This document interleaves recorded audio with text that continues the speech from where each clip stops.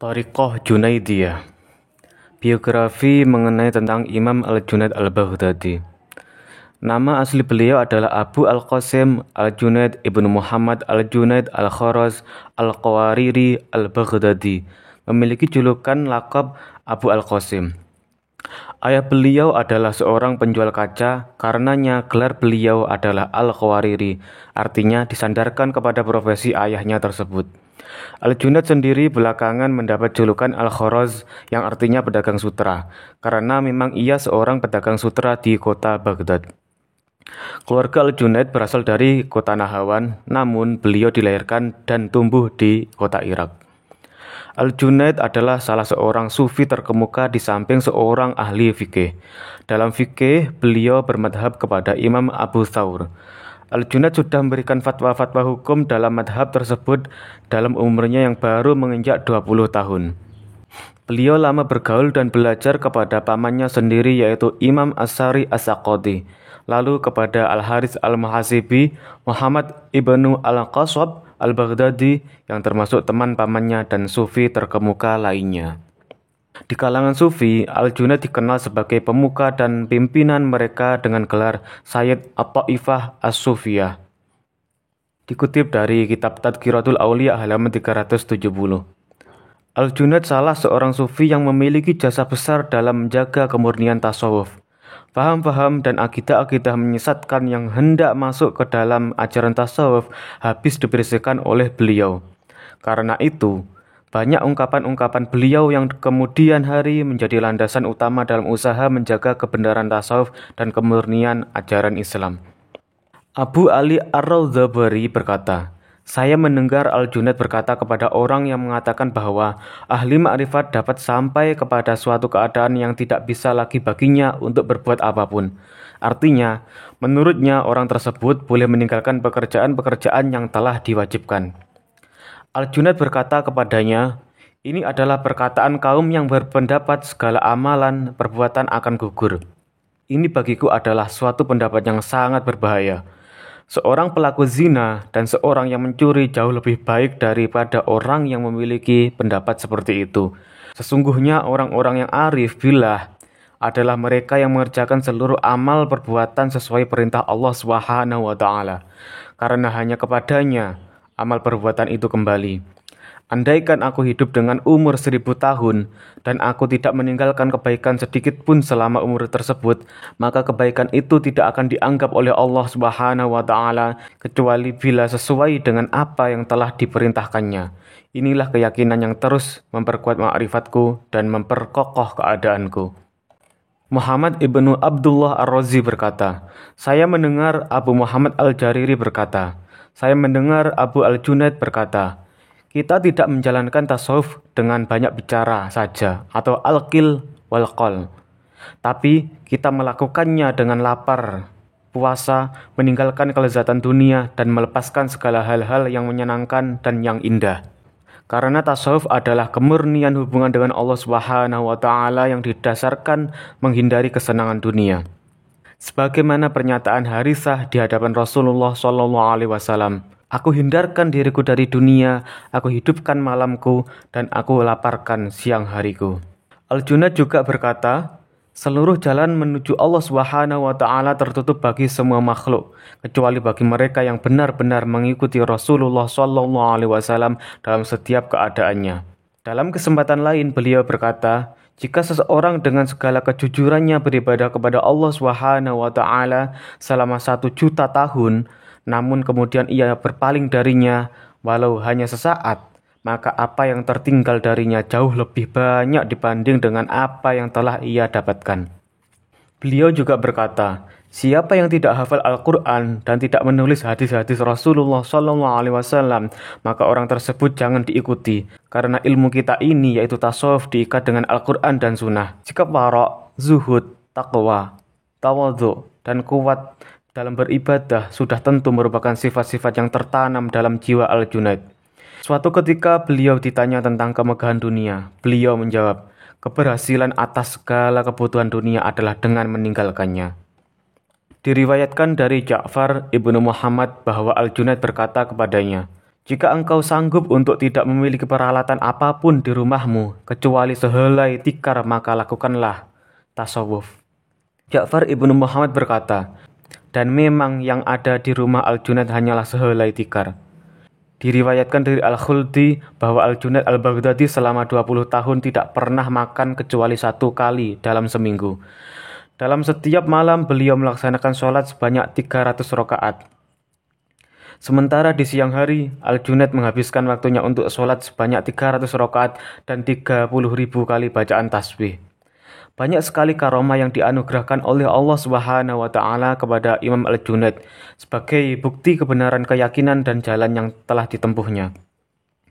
Di antaranya yaitu suatu ketika datang kepadanya seorang Yahudi kafir seraya berkata, "Wahai Abu Al-Qasim, apakah pengertian dari hadis Nabi sallallahu alaihi wasallam ini? Ittaqu firasatal mu'minin fa innahu yangduru binurillah." Artinya, takutilah pada firasat seorang mukmin karena ia melihat dengan cahaya dari Allah Subhanahu wa taala. Artinya penglihatan seorang mukmin yang saleh itu memiliki kekuatan. Mendengar pertanyaan spontan dari orang Yahudi itu, Al-Junaid sejenak menundukkan kepala. Tiba-tiba Al-Junaid berkata, "Wahai orang Yahudi, perkataanmu benar dan firasatku menyuruh untuk melepaskan simbol kekafiranmu. Masuk Islamlah engkau karena telah datang waktu bagimu untuk masuk agama Islam." Mendapat jawaban demikian, orang Yahudi tersebut langsung masuk Islam. Suatu hari Hadrat Maulana Syekh Junaid Al-Baghdadi menderita sakit mata. Beliau pun memanggil seorang tabib. Tabib itu berkata, "Jika matamu terasa berdenyut-denyut, maka biarkan matamu itu terkena air." Namun ketika tiba waktu sholat, Syekh Junaid malah berwudu. Sholat kemudian tidur.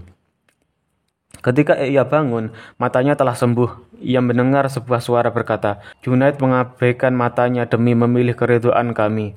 Jika demi tujuan yang sama, ia memohon ampunan bagi para penghuni neraka, niscaya permohonannya akan kami kabulkan." Keesokan harinya, sang tabib kembali mendatangi Syekh Junaid dan melihat bahwa mata Junaid telah sembuh. "Apa yang telah engkau lakukan?"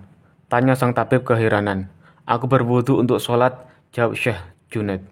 Seketika itu pula sang tabib yang beragama Kristen mengucapkan 2 kalimat syahadat. "Ini adalah penyembuhan sang pencipta, bukan penyembuhan makhluk," komentar tabib tersebut. "Wahai Syekh Junaid, yang sakit bukan matamu. Engkaulah tabib yang sebenarnya, bukan aku," sahut tabib. Suatu saat Junaid menyuruh semua santrinya untuk membeli ayam di pasar untuk disembelihnya. Namun, Junaid memberi syarat bahwa mereka harus menyembelih ayam itu di tempat di mana tak ada yang dapat melihat mereka.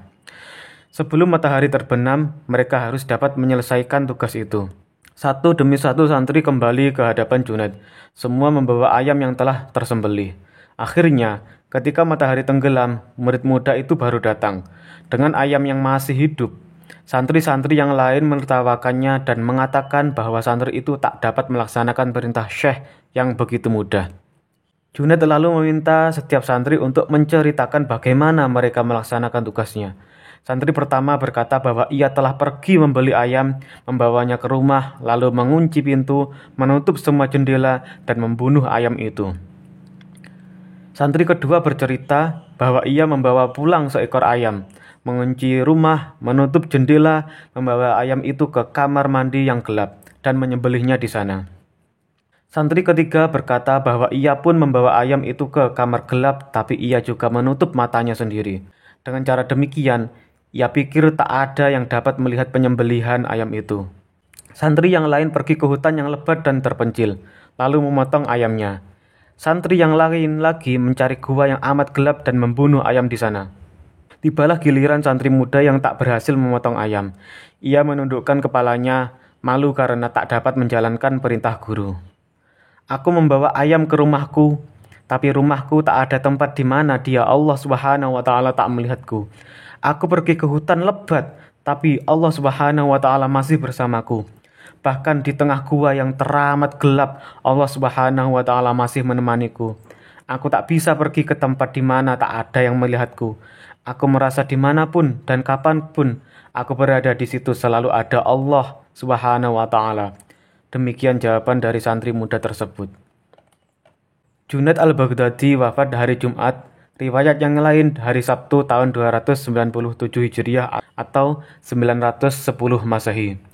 Abu Bakar Al-Attar berkata, menjelang Junaid wafat, kami dengan beberapa orang sahabat berada di sisinya. Beliau dalam keadaan melaksanakan sholat dengan posisi duduk. Setiap kali hendak sujud, ia menekuk kedua kakinya.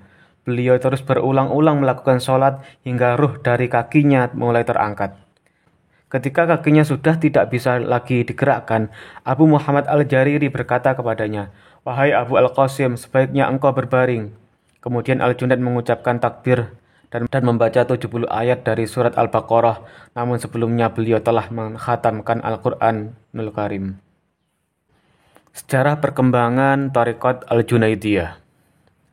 Awal pendidikan Al-Junaid dimulai dengan belajar ilmu pengetahuan agama pada pamannya sendiri yaitu As-Sari As-Saqati, yang juga dikenal sebagai seorang sufi yang sangat luas ilmu pengetahuannya. Ketika usia 20 tahun, Al-Junaid mulai belajar hadis dan fikih pada Abu Thawr, seorang faqih yang kondang di Baghdad. Setelah mempelajari hadis dan fikih, Al-Junaid beralih menekuni tasawuf, sekalipun sebenarnya dia sudah mulai mengenal ajaran tasawuf sejak berumur 7 tahun di bawah bimbingan Sari As-Saqati. Selain itu, Junaid kecil juga belajar sufisme dari siapa saja sehingga pengetahuan sufismenya semakin hari bertambah luas. Ketika dewasa, bisa dibilang ilmu Al-Junaid dalam sufisme telah cukup matang. Al-Junaid terkenal dengan seorang sufi yang cerdas, memiliki pikiran cemerlang dan selalu cepat tanggap dalam menghadapi segala situasi dan kondisi. Analisisnya terhadap berbagai masalah yang diajukan kepadanya sangatlah tajam, sehingga sering membuat para pendengarnya terkagum-kagum. Padahal sifat dan kemampuannya ini sudah tampak sejak masa kanak-kanak. Kedudukannya di antara para sufi sangatlah terhormat. Bahkan Sari As-Saqati sendiri sempat mengakuinya. Dalam riwayat dinyatakan, ketika seorang bertanya kepada Sari As-Saqati, apakah seorang murid dapat mencapai tingkat yang lebih tinggi dari gurunya dalam tasawuf? Sari As-Saqati menjawab, tentu saja bisa, lantaran ada banyak bukti yang menunjukkan hal tersebut. Ketahuilah bahwa tingkat tasawuf Al-Junaid itu sesungguhnya lebih tinggi dari tingkat yang pernah kucapai. Lebih jauh, Al-Junaid menegaskan, bagaimanapun tingginya tingkatan yang telah dicapai, seorang sufi harus tetap meyakini keesaan Tuhan dan menjalankan perintahnya serta menjauhi larangannya sesuai dengan Al-Quran dan As-Sunnah Rasulullah SAW. Dalam ajaran sufi, 8 sifat harus dilatih. Kaum sufi harus memiliki 1.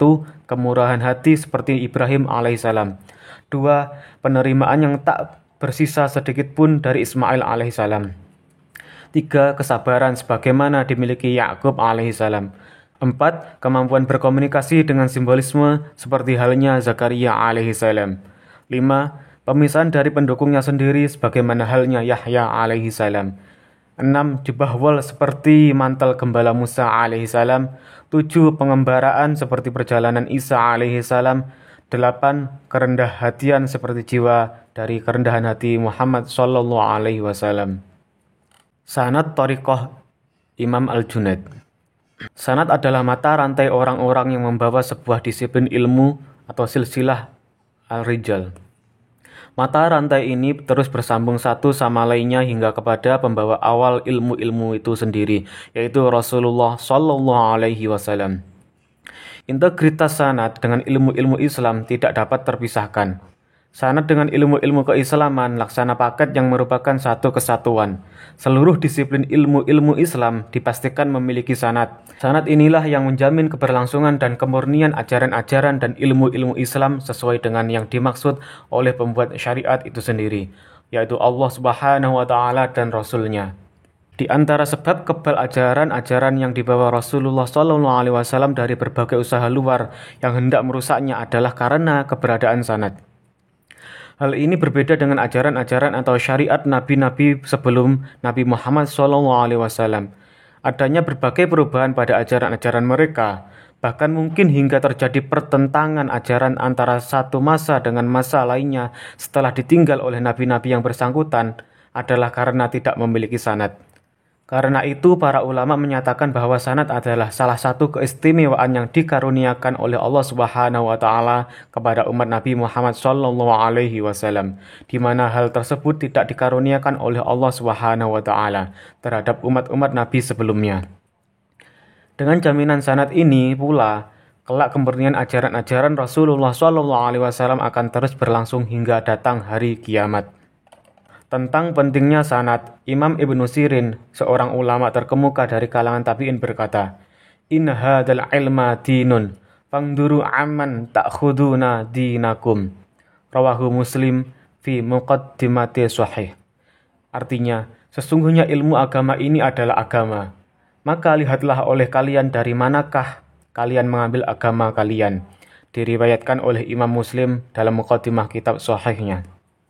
Imam Abdullah ibnu al-Mubarak berkata, "Al-isnadu minad dini, laulal isnadu laqala man sya'a ma sya'a."